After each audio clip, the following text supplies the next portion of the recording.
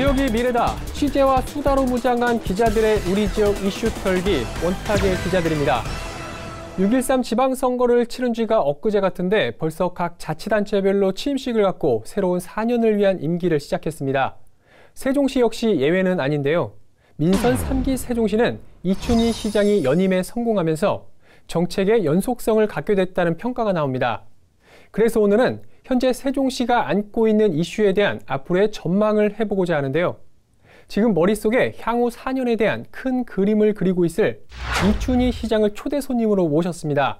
네, 시장님 안녕하세요. 네, 안녕하세요. 반갑습니다. 네. 아마 1년 전이었던 것 같은데 저희 원탁의 기자들 아마 세종편에 첫 초대 손님 게스트로 모셨던 것 같은데 딱 1년 만에 재선 시장으로 다시 모시게 됐거든요. 그때 당시와 지금과는 좀 마음가짐이 혹시 틀리실까요? 아무래도 선거를 치르고 난 직후가 돼서 시민들을 좀 더 낮은 자세로 모든 것을 조심해 가면서 일을 해야 되겠다 하는 그런 마음가짐 이런 것들이 좀 생겨난 것 같고요.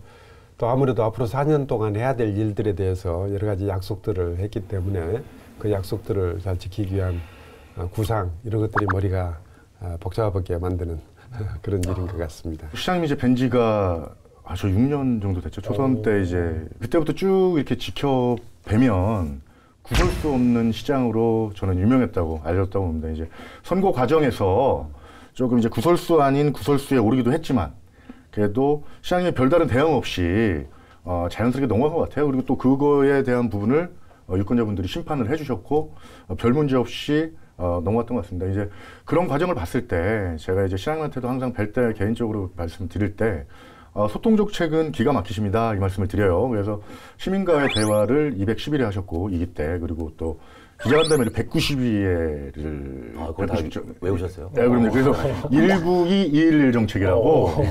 근데 이제 저는 정책에 대해서 되게 특별히 생각하는 게 기네스북도 한번 도전해 보시라 이 말씀을 드리는 게 전국의 그런 지자체 단체장 세계적으로도 그런 게 있을까 하는 제가 잘 몰라서 그럴 수 있어도 그런 것들로 하여금 시민들한테 신뢰를 줬고 그리고 이제 뭐 지금 MLL 라인이라고 해서 문재인 대통령, 이해찬 의원님, 총리님 그 이춘희로 이어지는 조합이 있지만 저는 이번 선거만큼은 이춘희 이름 석자로 이번 선거에 당선됐다고 저는 보고 있습니다. 당선이 되시고 나서 이제 시청 브리핑실에서 첫 기자회견 했을 때 제 기억에 남는 말씀이 있습니다. 그게 어떤 거냐면 이번 선거 과정에서 물론 민주당으로 기울어진 운동장이었다는 평가도 있지만 그 과정에서 시장님 말씀했던 것은 어떤 거냐면 내가 세종시에 있는 모든 후보 중에서 시민들과 유권자들 앞에 가장 각도 깊게 고개를 숙인 후보였다라고 말씀하셨던 그 기억이 납니다. 그래서 이제 그 말씀은 결국은 다시금 초심으로 돌아가서 남은 이제 향후 4년을 이제 준비해 나가겠다라는 그런 의미로 받아들였고요. 이런 좀 훈훈한 분위기는 여기까지만 이제 진행하는 걸로 하고 이제부터는 세종시 앞으로 앞날에 대해서 좀 냉철한 토론 이어나가도록 하겠습니다.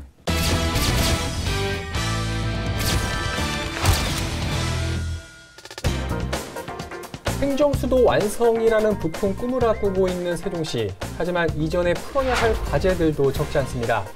새롭게 만들어지고 있는 도시이기 때문에 더욱 그럴 텐데요. 현재 세종시가 안고 있는 과제와 해법을 이야기해보고자 합니다. 그래서 준비한 오늘의 주제, 민선 3기 세종시 주요 체크 포인트. 지금부터 시작해보도록 하겠습니다. 시민들의 의견을 충분히 수렴하고 적당한 시기에 어떤 수긍할 때쯤 추진하는 것도 좋은 방법이겠지만 세종시의 경우 시급성을 다투는 것도 있어요. 어느 순간 행정수도 특별법으로 위임이라는 것으로 넘어가 있는 상태인데 그런 우려를 확실히 제거할 수 있겠는가에 대한 어쨌든 연내 이것은 결말을 짓는 것으로 이루어진 후 1년 내 선거 기간 동안 정말 많은 공약들을 제시를 하셨거든요. 뭐 대표적인 좀 한두 가지 정도만 이것만큼은 반드시 지키고 싶다 하는 게 있다면 좀 어떤 게 있을까요? 다른 일들은 민선 2기 때도 그런 대로 쭉 추진해 왔던 일인데 이번에 특이하게 좀 제시했다고 할 수 있는 게 시민주권 특별자치시라는 건데요. 시민들이 시정이 이루어지는 어찌 보면 거의 모든 일에 의해서 영향을 받거든요. 크고 작은 의사결정에서 영향을 받는데 그 의사결정이 이루어지기 전 단계 사전에 시민들이 시정에 참여하는 그런 방식으로 일하는 방식을 전환해보자 하는 것이 이제 시민주권 특별자치시인데 그게 좀 이번에 좀 특이한 것이라고 볼 수가 있을 것 같습니다.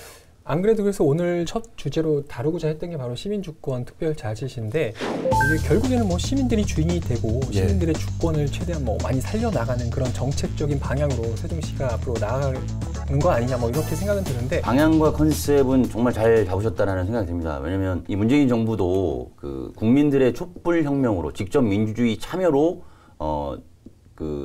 제대로 된 정권을 만들어보자라는 차원에서 들어섰기 때문에 그런 참여를 유도하고 직접 민주주의를 유도하는 부분에 있어서는 정확한 컨셉이 아닐까, 시대상에 맞는 그런 생각을 하고, 더더군다나 그 17개 시도 중에서 인구 30만 명 도시라는 이러한 소박한 인구를 가지고 실험을 해볼 수 있는 모델 도시가 될 수 있다는 점에서 이제 기대감을 좀 표출하고 있는데, 다만 이제 사실 직접 민주주의 제도는 이미 2007년도에 뭐 시장도 너무 잘 아시겠지만 주민 소환 제도라고 하고 있습니다. 그게 실질적으로 적용된 사례가 2번 정도밖에 없습니다. 전국에서 2번밖에 없었고, 근데 이제 제가 느끼기에는 아마 그 이춘희 시장님의 이 3기 이 정책은 그런 그 오프라인에서의 직접 민주주의를 넘어서 이 온라인에서 다양하게 표출되는 그런 시민들의 요구들을 받아안는 그런 시스템을 제대로 만들겠다라고 하는 그런 과정인데, 이제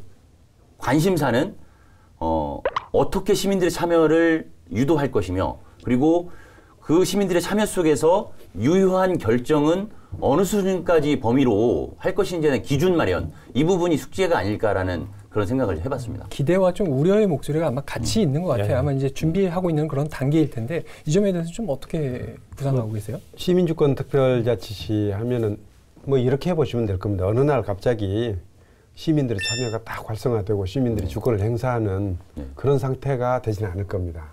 지금 현재 수준이 예를 들어서 100이다.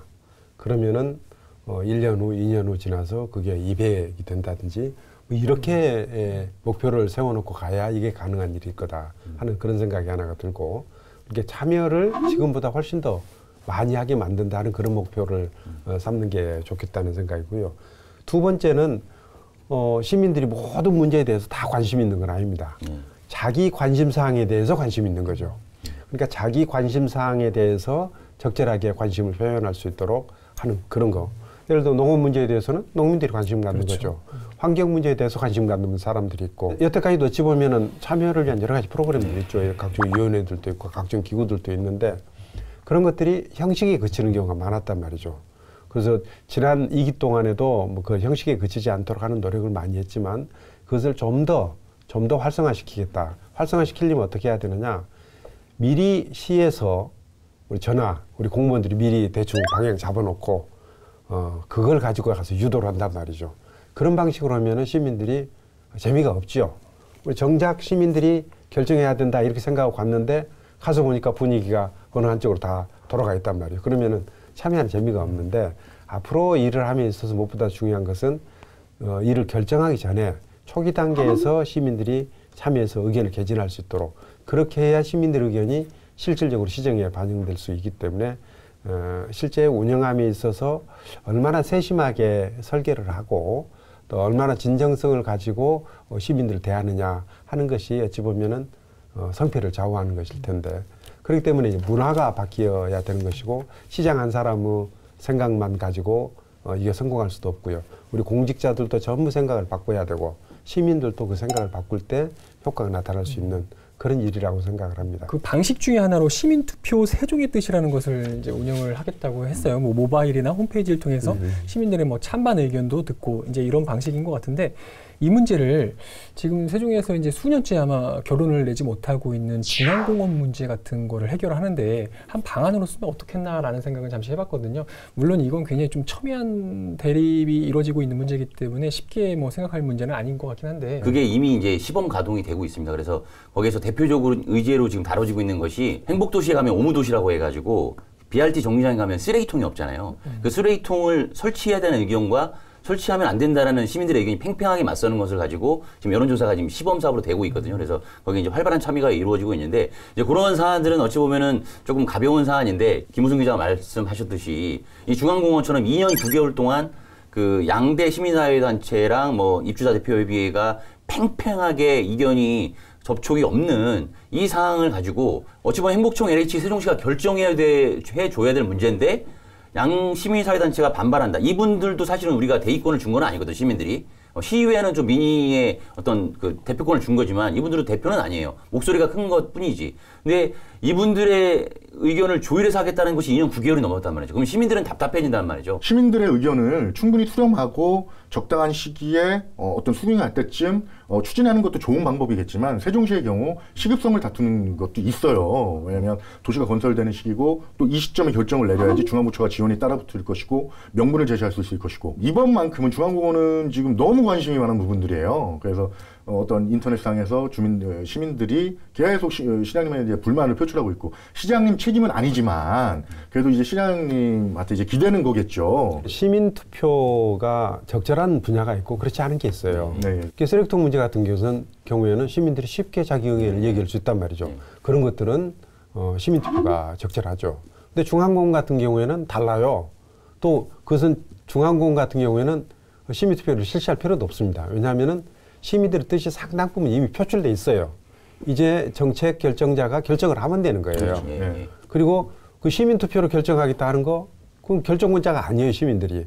결정권자는 예를 들어 한국도시건설청이란 말이죠. 결정권자가 따로 있어요. 그러니까 투표로 결정할 수도 없는 거예요. 그러니까 이것은 이미 시민들의 뜻이 충분히 표출된 것이고 또 결정권자가 따로 있기 때문에 저는 이 문제에 대해서는 한국도시건설청과 협의해서 결정을 내면 됩니다. 그리고 저는 지난 2년 9개월 동안 충분한 토론이 있었고 특히 짧은 기간이었지만 이번 선거 과정에서 이 문제에 대해서 실은 상당히 의견 대립도 심하게 됐지만 제가 아주 희망적으로 본 것은 양쪽이 상대편의 입장을 상당 부분 수용하고 들어가는 거예요. 그렇기 때문에 지금 결론을 내릴 수 있는 상황까지 와 있다고 생각하고요. 제가 선거 끝나자마자 행복도시건설청장 만나서 이 부분에 대해서 협의를 했고요. 어쨌든 연내 이것은 결말을 짓는 것으로 합의를 했기 때문에 이 부분은 조금만 더 기다리시면은 행복도시건설청에서 결론 내릴 겁니다. 이번에는 정말 연내에 결정이 결정이 가장 그걸 바라는 분이. 그리고 이제 시장님을 바라보는 입장에서 시장님은 행정가인가 정치가인가 아니면 이런 시점에서는 아까 이제 이승훈 기자랑 비슷한 질문을 할 수 있는데 이런 시점에서 좀 정치가의 면모가 좀 필요하다라고 하는 시각도 있고 이제 재선을 하셨으니까 뭔가 좀 다른 부분에서의 변화도 좀 필요하지 않냐. 그동안에는 좀 되게 일을 열심히 하시고 밤늦게까지 막 결제해 보시고 이런 모습으로 많이 비춰졌는데 일이 많이 필요한 시기도 했고. 근데 그런 부분도 있을 거예요. 박근혜 정부 때라서 조금 소극적으로 대응하신 것도 있잖아요. 왜냐면 소심마다 왜냐면 정책을 너무 목소리를 높이면 행정수도가 어차피 민주당 주도로 이루어진 곳이고 그러다 보니까 이제 미운털이 바뀔 수 있다는 그런 것도 있을 수도 있잖아요. 그런 면도 있었던 건가요? 아니면 그 시장님께서 진짜로 정책 스타일이 그 행정부 스타일로 신중하게 하시는 건지 지금 갑자기 생각나서 그래요. 원래 스타일이 그렇죠. 그렇죠. 신중하시죠? 행정가 하신 거죠. 근데 제가 실은 정말 그 일 추진하는 게 느리고 소극적이고 그렇다는 의미에서 신중한 사람이고 행정가적인 측면이 부각되는 것인가. 근데 실제로 제가 의사결정을 굉장히 빨리 하는 사람으로 유명합니다. 그 크고 작은 의사결정을 굉장히 빨리 하고 많이. 그러니까 우리 이 직원들 입장에서 보면은 어쨌든 문제에 대해서 결론이 나지 않으면 저한테 가져오면 결론을 냅니다. 대부분의 일들을 그렇게 하는 것이고요. 다만 제가 결론낼 수 없는 사항들이 있습니다. 재선에서 결론낼 수 없는 거. 그러니까 이거는 결정권자가 중앙정부인 경우 청와대나 또 중앙부처나 국회나 이것은 내가 결론 내고 싶다고 해서 낼 수 있는 것이 아니기 때문에 그것은 상대를 설득하는 노력을 하는 것이지. 근데 설득이라는 게 내 주장만 막 세게 하고 이렇게 해서 설득이 되는 게 아니란 말이죠. 그래서 설득 노력은 상대에 맞춰가지고 하는 것이 필요해서 그런 부분에 있어서는 좀 조심스럽게 보이고 그럴 수가 있었는데 저는 앞으로도 그건 비슷하게 갈 겁니다. 제가 할 수 있는 결정에 대해서는 어쨌든 신속하게 정확하게 그 대신 시민들 의견을 충분히 들어서 하겠다. 시민들 의견을 들리면은 오래 걸릴 것 아니냐? 안 그렇습니다. 시민들 의견 듣기 위해서 한 달에 한 번씩 5달을 들으면 5달 걸리잖아요. 그럴 사안 같으면 매일 들으면 다 쓰면 됩니다. 이렇게 생각하면은 의견 수렴은 의견 수렴대로 하더라도 그것 때문에 늦어질 이유는 그렇게 많이 없다 생각을 합니다.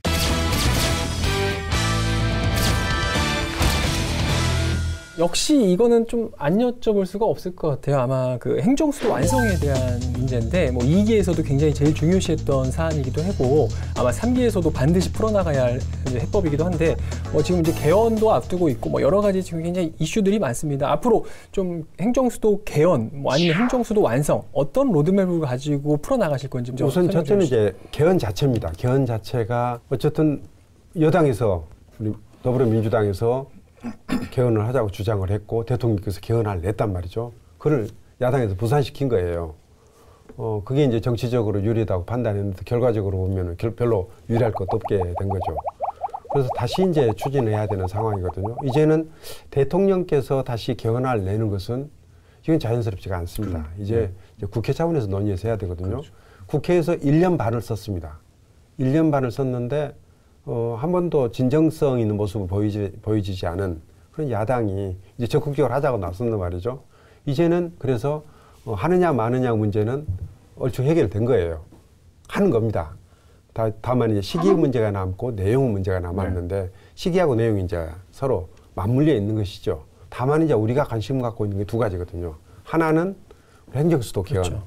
이번 기회에 개헌을 통해서 유연한 문제를 확실히 정리하고 넘어가자. 그러면 우리가 세종시를 행정수도로 만들 수 있는 거거든요. 이제 그걸 얻어내면 되는 것이고, 그거는 여야 모두 제가 아마 여러분들 알게 모르게 개헌 특위에 있는 한 반 이상을 제가 만났을 겁니다. 다 만났는데 실제 상황 인식 자체가 크게 차이가 없어요. 여야 간에 큰 차이가 없고, 첫째는 유연 문제 확실히 해결하자. 다 동의를 해요. 다만 표현 문제 가지고 이제 약간은 좀 이견이 있고 그런데 그건 뭐 큰 차이가 아니라고 봅니다. 그 이제 행정수도 개헌 문제가 첫 번째 관심이고, 두 번째는 지방자치 개헌입니다. 자치분권에 관한 개헌인데 이 부분은 제가 좀 더 부각이 됐으면 좋겠다는 생각인데 제가 만나본 그 국회의원님들은 별로 심각하게 생각을 안 해요. 지금 우리가 안고 있는 여러 가지 문제 중에 좀 옛날에 대량 생산 체제였거든요. 지금은 다품종 소량 생산 체제로 바뀌어가고 있는데 이게 전국적으로 획일적으로 적용하는 모든 정책이나 제도 이게 잘 맞아떨어지지 않는 것이죠. 대도시, 중소도시, 농촌의 사정이 다 다른데 똑같은 제도를 운영하는 거 안 맞아요. 그런 것들 현장에 맞게 각 지역에서 결정할 수 있도록 하자는 게 자치분권이거든요. 그렇죠. 이런 문제에 대해서는 우리는 굉장히 심각하게 생각하고 있는데 국회의원들은 그걸 별로 이렇게 중요하게 생각하고 있는 것 같지는 않아요. 국회의원들은 자기네들 다 정할 수 있다는 생각을 갖고 있는 것 같아요. 그래서 이런 부분에 대해서는 앞으로 우리 지방정부를 맡고 있는 책임자들이 좀 더 목소리를 좀 내야 될 거고요. 저도 그 목소리를 좀 더 강하게 낼 생각입니다. 저는 의미 있게 시장을 바라본 게 선거 과정에서 선거에 악영향을 미칠 수도 있는데 그 시민들이 이제 말했던 정부 의지가 약하지 않나, 뭐 시민단체들도 성명서 나왔던 수도 법률에 대해서 소용하면서 통합법, 이제 행정수도시법, 세종시법 통합법, 신행정수도법을 제정해서 추진하겠다. 이 말씀을 선거 일주일 남겨두고 요 공약을 발표하셨어요. 어떻게 보면 저는 상당히 의미 있는 부분이라고 보거든요. 선거 끝나고 마무리되고, 그것도 상대 후보 측에서 그 부분에 대해서 공격도 받으셨고, 후쯤에서 뭐 시장님께서 특별히 하실 수 있는 일은 개헌이나 이런 것들은 뭐 목소리를 올리는 것들은 할 수 있지만 특별히 뭐 이렇게 주도해서 엄청나게 큰 일은 하실 수 있는 부분은 없다고 봅니다. 그래서 일단은 제가 봤을 때는 그 신행정수도법 개헌을 대비해서 어차피 그 내용, 아까도 내용을 말씀하셨는데 그 행정수도법만 통합법에 담아서 행정수도다. 이렇게 하면 말짱 뭐 빈껍데기법이잖아요. 그래서 거기에 담겨져 있는 아까 자치분권까지 말씀하셨지만 입법, 자치입법, 자치조직, 자치재정까지 그 아우러서 신행정수법에 담을 수 있는 그런 것들을 좀 연구해서 시 공무원들이 다 연구해서 그리고 정부에 역제하는 그런 준비 작업을 하셨으면 좋겠어요. 아까 국회의원들도 지금 아직 그렇게 크게 관심은 없다고 말씀하셨으니까 시민사회에서 정리가 필요한 부분이 좀 있습니다. 뭐냐면은 어느 순간 행정수도 특별법으로 위임이라는 것으로 넘어가 있는 상태인데 이제 시장도 사실은 작년 하반기라든가 연초까지만 하더라도 법률 위임이 됐을 경우에 어떤 국회의원들의 당리당략에 의해서 흔들릴 수 있다라는 부분을 이제 우려로 항상 제기했던 부분이었잖아요. 근데 이제 지금 행정수도 특별법으로 위임한다는 부분이 그런 우려를 확실히 제거할 수 있겠는가에 대한 이제 의문이 조금 있는 건데 지금 행정수도 완성 시민대책위가 선거가 끝난 이후에도 어떠한 지금 움직임을 보이지 못하고 있는 추진 능력을 약간 상실해가는 분위기예요. 그러니까 물론 시장님도 그렇고 최근에 뭐 바른미래당 김관영 의원이 연내 개헌을 해야 된다라고 또 한 부분에서 환영 논평도 밝히셨지만, 그러니까 뭔가 이제는 좀 일치된 방향성을 가지고 대응을 해야 되지 않겠나. 아직도 시민대책위에서는 후퇴했다라고 생각하시는 분들도 계시고, 이참에 문재인 정부가 들어섰을 때 그 헌법에 직접 명시를 해야 된다. 세종시가 행정수도랑 직접 명시해야 된다는 의견들도 남아 있고요. 그래서 이 부분을 어떻게 보듬어 가면서 해결해 나갈지. 근데 저는 행정수도특별법 제정이 좀 밝은 미래가 있다고 생각합니다. 왜냐하면 이번 지선에서 이제 보궐선거에서도 이제 민주당이 또 이긴 곳이 있고 그래서 전체적으로 과반수 이상 득표하면 되기 때문에 그런 좋은 지형은 갖춰졌으나 이 세종시 내에서의 시민사회, 아까 이제 결국 여론 수렴하고 일치된 방향성인데 이 부분에서 이제 시장님 어쨌든 선거 과정에서 약간은 좀 급진적으로 변화한 느낌을 좀 받은 것이 있거든요. 그래서 이거를 어떻게 시민사회랑 조율해 나가면서 연말까지 목표로 잡으신 것 같은데 그걸 어떻게 제대로 통과시켜놔서 진짜 행정수도 완성으로 갈지 그거에 대한 부분이 아마 시민들이 많이 궁금해하는 부분이 아닐까. 처음에 개헌 자체가 문제다고 그랬잖아요. 개헌 자체. 개헌 자체는 실은 행정수도나 지방자치 개헌 이게 지금 쟁점이 아니거든요. 쟁점은 그렇죠. 권력구조란 말이죠. 권력구조는 여야 간 이해관계 첨예하게 대립되어 있는 문제이기 때문에 이거는 이제 지방정부를 책임맡고 있는 제가 나서 가지고 어떻게 할 수 있는 부분이 많지 않아요. 다만 행정수도 세종 그리고 자치분권 이 부분에 있어서는 목소리를 계속 내서 설득해 나가는 것. 그러니까 다행히 이 부분은 여야 간에도 그렇고 큰 차이가 의견 차이가 없단 말이죠. 그래서 이 부분은 다시 크게 큰 문제로 부각시켜 가지고 이것 가지고 크게 논쟁을 벌릴 필요가 없이 한 분 한 분 의원님들을 잘 설득해 놓으면은 그 안에서 어느 정도 합의가 이루어질 것이다 하는 그런 믿음이 있는 것이죠. 그런데다가 이번에 대통령 개헌안을 낼 때 개헌안 설명 앞부분 이제 설명 부분 있잖아요. 거기 보면은 법률가들이 우리 행정수도 세종을 바라보는 시각 이게 굉장히 큰 시사점이 있다고 봐요. 청와대 내 대표적인 법률가가 문재인 대통령과 조국 수석입니다. 대표적인 법률가들이거든요. 평소 법률 가지고 살아온 사람이거든요. 그게 뭐라고 표시를 했냐 하면 거기에 수도 이전의 필요성도 제기될 수가 있고 이렇게 표시가 되어 있습니다. 그러니까 법률가들의 시각에서 보면은 수도하고 행정수도가 다른 거냐, 같은 거냐. 법률가들은 대체적으로 같은 거라고 봅니다. 근데 그동안에 노무현 대통령 이래 우리가 취해왔던 입장은 뭐냐면은 수도의 여러 가지 기능 중에서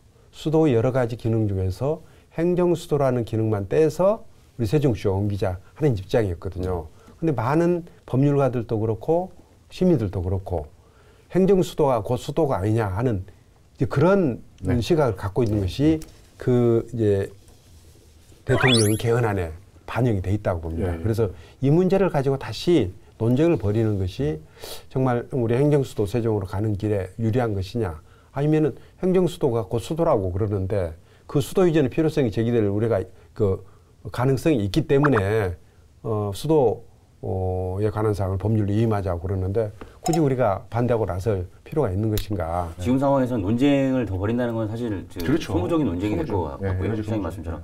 결과적으로는 이제 민선 3대를 시작하셨고 문을 여셨기 때문에 그 약속을 좀 어느 시기까지 어떻게 실현할 것인가가 사실은 시민들이 가장 궁금한 부분인 것 같아요. 그래서 연내 목표는 물론 이제 드러나 있긴 하지만 어떻게 시장님 올해 연말까지 아까 중앙공원도 말씀하셨는데 행정수 특별법 제정 가능? 개헌이 이루어져야 가능한 거니까. 근데 개헌 자체는 행정수도가 쟁점이 아니라니까요. 그렇죠. 그러니까 개헌이 이루어지면은 그 안에 우리가 수도 이전에 관한 수도 조항에 관한 규정을 집어넣으면 되는 것이고 그리고 그 개헌이 이루어지자마자 우리 행정수특별법을 제정할 수 있도록 우리가 준비하는 거 그게 이제 필요한. 그러면 지금부터 준비를 하셔야 그럼 올해 말까지 개헌이 만약에 이루어진다는 전제하에 그 후속 조치로서 행정수특별법은 내년 이후로 봐야 된다 이렇게 이해할 수 있습니다. 그렇습니다. 예. 그 제정하는데 정부 발의든 의원 발의든 해야 되는데 제가 봤을 때는 되게 상당히 좀 긍정적으로 보는 건 정부 발의로 해서 들어가는 게 저는 상당히 좋은 그런 방향이라고 그거는 보거든요. 이제 맞습니다. 이게 의원 입법을 하는 경우하고 정부 발의가 있는데 이제 행정 법규는 기본적으로 정부에서 시행을 해야 되기 때문에 내용이 복잡하고 이런 사항들은 의원 입법을 하는 것보다는 정부 입법을 하는 것이 오히려 더 낫습니다. 그리고 의원 입법의 경우에는 여러 가지 법률 내용들에 보면 여러 부처에 관련되어 있는 것들이 많이 있거든요. 의원 입법을 할 때는 의원님들이 그걸 한 부처 한 부처 전부 상대해서 설득을 해야 되는데 그렇죠. 예. 정부 내에서 정부안을 만들 때는 관계부처 협의를 공식적으로 다 거치게 되니까 그 과정에서 그런 문제들을 정리해 나갈 수가 있거든요. 그래서 행정수도 특별법을 만든다 하면은 그것은 당연히 정부 입법으로 만드는 것이 바람직하다 이렇게 보고 있습니다. 그럼 시장 간단하게 말씀드려서 그러면 이 법도 제정이 되고 그리고 충분히 저희가 이제 만족할 수 있는 뭐 100%는 안 되겠지만 만족할 수 있는 조항도 들어가고 언제쯤으로 시기 보시나요? 내후년쯤? 개헌이 이루어진 후 1년 내. 올해 이루어지면 1년은 근데 뭐 1년씩이나 걸립니다. 1년이라는 게 그럼요. 예. 최소한의 기간이라고 보시면 됩니다. 예. 개헌 행정수도 특별법을 만든다.